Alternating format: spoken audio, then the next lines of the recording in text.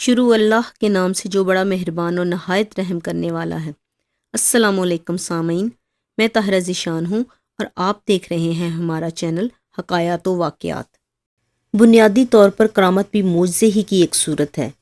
فرق صرف یہ ہے کہ کرامت کسی ایسے شخص سے سرزد ہوتی ہے جو کسی نئے مذہب کا بانی نہ ہو، بلکہ کسی اور کے نظریے کی ترویج و اشاعت کی خاطر عوام الناس کو متاثر کرنے کے لیے کوئی خلاف عقل یا مافوق الفطرت کام کر دکھائے۔ 1912 میں گجرات کے قریب ایک قصبے جلال پور جٹا میں ایک عجیب واقعہ ہوا۔ قصبے میں ایک بزرگ حضرت قاضی عبدالحکیم رحمۃ اللہ علیہ کا دربار تھا، جن کے ارادت مند دور دور تک پھیلے ہوئے تھے۔ اس سال برسات کا موسم شروع ہوا تو علاقے کے لوگوں کو خشک سالی کی مصیبت کا سامنا کرنا پڑا۔ مسلمان ایسے موقع پر نماز استسقاء ادا کرتے ہیں اور اکثر و بیشتر نماز کے کچھ ہی دیر بعد بارش شروع ہو جاتی ہے، مگر اس علاقے میں اس نماز کے بار بار قیام کے باوجود نتیجہ ظاہر نہیں ہو رہا تھا۔ مذکورہ بزرگ ایک روز دربار سجائے بیٹھے تھے کہ 7 افراد کمرے میں سلام کرتے ہوئے داخل ہو گئے۔ ان افراد کے مکتبہ فکر میں پیر و مرشد کی مروجہ شکل کی کوئی گنجائش نہیں تھی، لہٰذا عام معتقدین سے ہٹ کر ان کا رویہ غیر برخوردارانہ تھا۔ ان کا اصرار تھا کہ قاضی صاحب مریدین کے ساتھ کمرے کی ٹھنڈی آسائش ترک کر کے ذرا باہر آنے کی تکلیف کریں اور دیکھیں کہ گرمی کی شدت کیا تماشا کر رہی ہے اور بارش کے لیے نماز استسقاء قائم کریں۔ قاضی عبدالحکیم رحمۃ اللہ علیہ نے کہا کہ ان لوگوں کو چاہیے کہ وہ کتوں سے دعا کی درخواست کریں۔ وہ 7 افراد یہ سن کر بڑے غصہ ہوئے اور اٹھ کر باہر نکل گئے، مگر فوراً ہی ایک اندر واپس آیا اور قاضی صاحب پر چوٹ کرتے ہوئے کہنے لگا کہ ہمیں تو کتوں کی بولی آتی ہی نہیں، ہاں جناب ہی کتوں کی زبان سمجھتے ہوں گے، لہٰذا آپ ہی کتوں سے دعا کی درخواست ان کی بولی میں کر دیجیے گا۔ قاضی صاحب نے جواباً کہا کہ اگر 7 حضرات کتوں کو دعا مانگتے سننا چاہیں تو اگلے روز صبح آ کر دیکھ لیں۔ وہ 7 افراد اسے مجذوب کی بڑھ قرار دیتے ہوئے ٹھٹھا کرتے چلے گئے۔ اب قاضی صاحب نے خانقاہ کے ناظم کو حکم دیا کہ راتوں رات بہت سا حلوہ تیار کیا جائے اور ڈھاک کے پتوں کے 200-300 پیالے بھی منگوائے جائیں، کیونکہ اگلے روز صبح کتوں نے آنا ہے۔ خانقاہ کے سب لوگ ساری رات حیرت اور پریشانی کے عالم میں حلوہ پکاتے رہے۔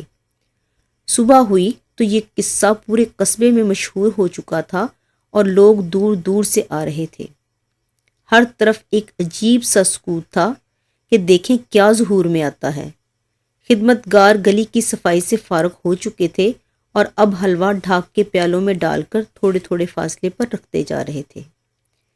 اس کام سے فارغ ہوئے ہی تھے کہ ہجوم میں سراسیمگی پھیل گئی کہ کوئی انہونی بات ہو رہی تھی۔ لوگ استجاب کے عالم میں ایک جانب دیکھنے لگے۔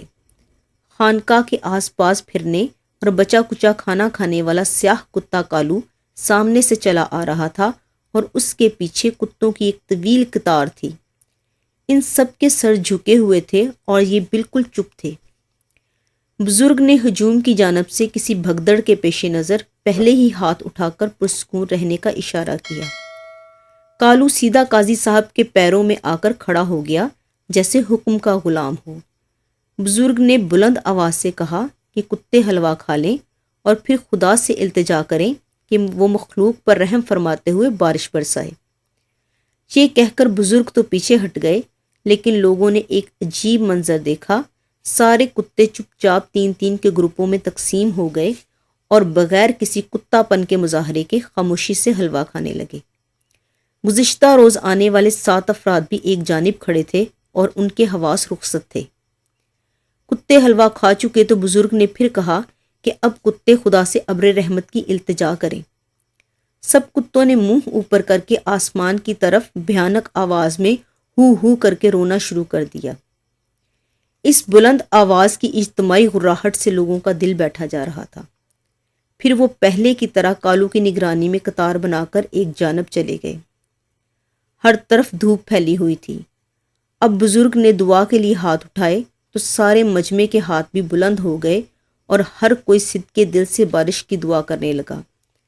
چند ہی لمحے گزرے ہوں گے کہ ایک جانب سے سیاہ گھٹائیں تیزی سے علاقے پر چھا گئیں اور ابھی گلی بھی پوری طرح سے خالی نہیں ہوئی تھی اور تیز بارش شروع ہو گئی۔ اس سارے ماجرے کا اس وقت گواہ ایک 12 سالہ بچہ تھا جسے آج ہم حفیظ جالندھری کے نام سے جانتے ہیں۔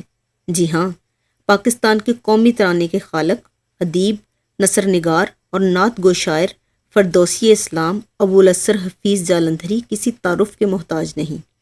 آپ کا بے مثال کارنامہ تاریخ اسلام کو نظم کرنے کا ہے، جو شاہنامہ اسلام کے نام سے مشہور ہے۔ آپ نے بچوں کے لیے بھی بے شمار نظمیں اور گیت لکھے اور نظم و نثر میں کئی کتابیں تصنیف کیں۔ اپنی کتاب نثرانے میں انہوں نے اپنی زندگی کا حیرت انگیز واقعہ تحریر فرمایا تھا۔ 1912 میں وہ کتوں کی اس ضیافت کے عینی شاہد تھے۔ ابوالاسر حفیظ جالندھری سیارہ ڈائجسٹ شمارہ 1971 میں شائع شدہ اپنے ایک مضمون میں اس بات کا برملا اعتراف کرتے ہیں کہ وہ یقیناً حضرت قاضی عبدالحکیم رحمۃ اللہ علیہ کی دعاؤں کے طفیل شہرائے آفاق بلندیوں تک پہنچے۔ حضرت قاضی عبدالحکیم رحمۃ اللہ علیہ کی منفرد و ممتاز کرامت 200-300 کتوں کی ضیافت کا احوال حفیظ جالندھری اپنے اسی مضمون میں چشمدید گواہ کے طور پر بیان کرتے ہیں، اور یہ حیرت انگیز واقعہ انہوں نے اپنی کتاب نثرانے میں بھی تفصیل سے تحریر فرمایا تھا۔ جناب حضرت قاضی عبدالحکیم رحمۃ اللہ علیہ کا مزار جلال پور جٹاں ضلع گجرات میں واقع ہے۔ اس درگاہ معظم پر عجز و انکسار، صدق دل اور کامل یقین سے حاضری دینے والے فیضیاب ہوتے رہیں گے۔